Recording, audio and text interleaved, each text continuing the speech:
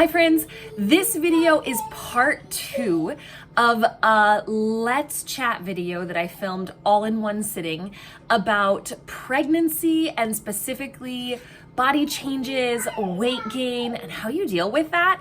And then also going into postpartum recovery and trying to take care of yourself and be healthy. And what I have learned and experienced through my 4 pregnancies that have completed, and then I'm currently pregnant with baby number 5 as well. And so if you want to catch the pregnancy portion of this chat, you can check my previous video. Otherwise, for this video, it's the second half of that Let's Chat conversation, which is about the postpartum side of things. So thanks for being here, and I will just let it roll. I want to talk about postpartum. So after my first baby, I jumped back into trying to get into shape and exercise. I figured because I'd exercised like all the way up till the end of pregnancy, I was good. And I was okay. I don't know how much that first pregnancy and postpartum and the lack of intentionality in my recovery and my enthusiasm to jump back into things. And by things, I mean, I wasn't strength training, but I was starting to do like cardio HIIT stuff pretty quickly, like probably right at that 6-week mark after I gave birth. And with my second baby, I weightlifted quite heavily throughout the pregnancy and didn't really know exactly what I was doing. I was just lifting weights at home, following at-home workout videos, which can be great, but they were not like pregnancy specific videos. And we discovered after I gave birth to my second that I had a bladder prolapse. So it was not a severe one. I think it was like a stage 2 bladder prolapse, but it was enough to really scare me into taking my postpartum recovery seriously. So second time postpartum, I did a much more intentional job of just resting, horizontal resting after the baby was born in those first few weeks. And then even like 6 to 8 weeks, I don't think I really started doing much more than just like light walking. I'm not talking long distance. I'm talking like around the block walking.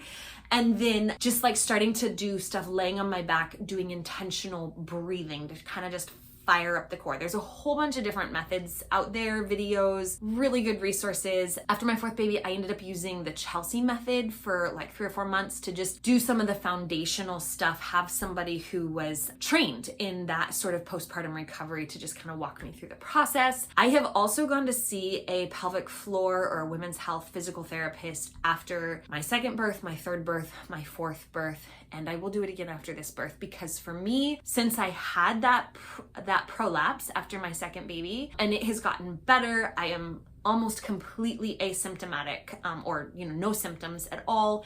My pelvic floor has recovered a lot because I'm very intentional about it now, but I like to just go check and make sure that things are okay before starting to train for any kind of more intense physical exercise. And something that the pelvic floor, the women's health physical therapist, told me after my 2nd baby when I had the prolapse is she said, you will be able to exercise again, but what you need to realize is that it's not like a pause start thing. It's like you had an injury and now you need to very gradually and intentionally rebuild your capacity, your muscle capacity, your cardio capacity, all of that. And so I've found that to be very helpful just as like a mental frame of mind. I try not to do anything like really exercise oriented besides breathing, Kegels exercises, and light walking until at least 6 weeks, sometimes 8 weeks. And I try to get a lot of horizontal rest during that time because I want all of my tissues and everything to be coming back together without gravity pulling down on those internal organs. So then I start to do, I loved the Chelsea method, 5 minutes a day of some slight core rebuilding stuff. And my first focus is always on rebuilding my core. I'm not looking to lose a bunch of weight at first. I am looking to make sure that my core and my pelvic floor have recovered from the pregnancy. I've given birth vaginally to all of my babies so far, but even if I hadn't, even just pregnancy takes a toll on your pelvic floor. So that slow, gradual recovery, I usually do just core stuff for like another month. And then by about month 3, I'm ready to start doing very gentle kind of, Pilates, some squats, a little bit more walking, things that will just start to help me feel that mobility and start to increase my muscle tone a little bit.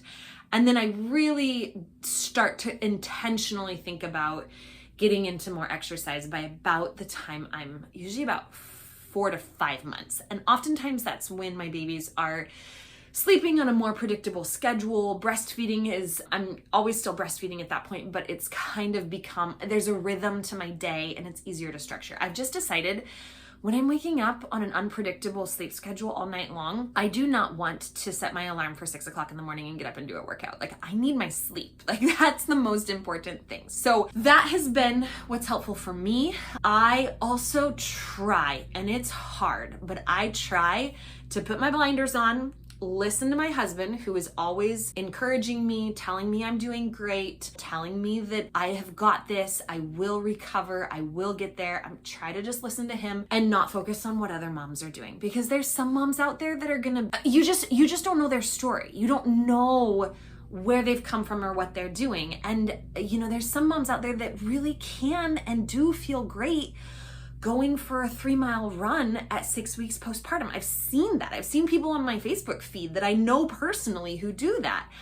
I cannot do that. Like, I would be so stressed about doing that because I know what it's like to have a pelvic organ prolapse and how scary that feels and how debilitating it feels. And so for my peace of mind, I need to take a more slow and gradual approach. And that does mean that the weight that I gain during pregnancy is going to take a slower and more gradual time coming off of my body and my frame. But I'm okay with that. Like, I would rather be healthy when I am 80 years old. I would rather be able to not pee my pants every time I cough and sneeze when I'm 60 or 70 or 80 than look like I was never pregnant at 6 weeks postpartum now. So it is hard. It is challenging. Mentally, it can feel really discouraging to feel like you've still got this baby weight that's hanging on and it's hanging on longer than other moms or whatever. But if you need to, go find some new clothes, buy a new pair of jeans, find some clothes that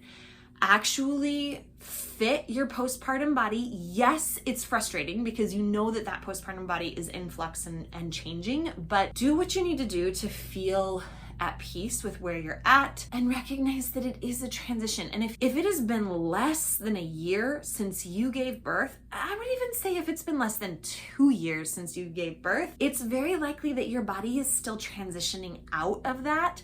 And it doesn't mean that where you're at is the forever new normal. And you are a powerful person. You do have some level of ability to tweak things, to decide, oh, you know what, I'm gonna shift my diet a little bit more protein rich. I'm gonna try to get a walk-in after dinner every night. I'm gonna just try to do these little lifestyle tweaks. But I think that those simple daily habits can make a big difference, but also try to give yourself so much grace in the process. And hey, if you're feeling like you've joined this like double chin club that you're not really wanting to be a part of, I'm right there with you. Like, I look at pictures of myself right now and I'm like, well, that isn't how I would like to look, but I'm growing a human. I'm adding on to our family. I am choosing to prioritize rest and trying to eat healthy and trying to be healthy, but also knowing that like my time is not always my own in the same way that it was before I ever had kids. And I have to accommodate and show up for them as the best mom that I can. And yes, there's ways that I need to take care of myself in order to do that, but there's also ways that I need to just be willing to lay down my preferences and recognize that this season of young kids, this season of pregnancy, this season of postpartum, it is just a season.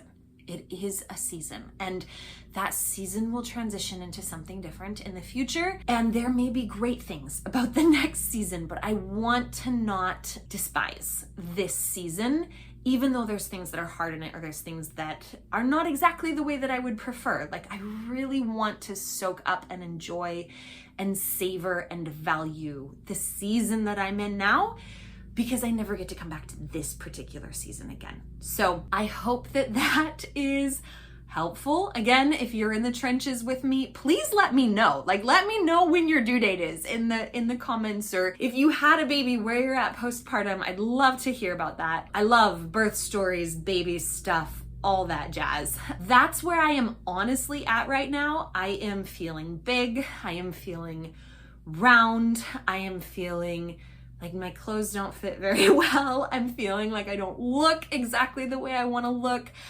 But also, I know that it's a season, it's a transition, it's transient, it's fluid, it's in flux.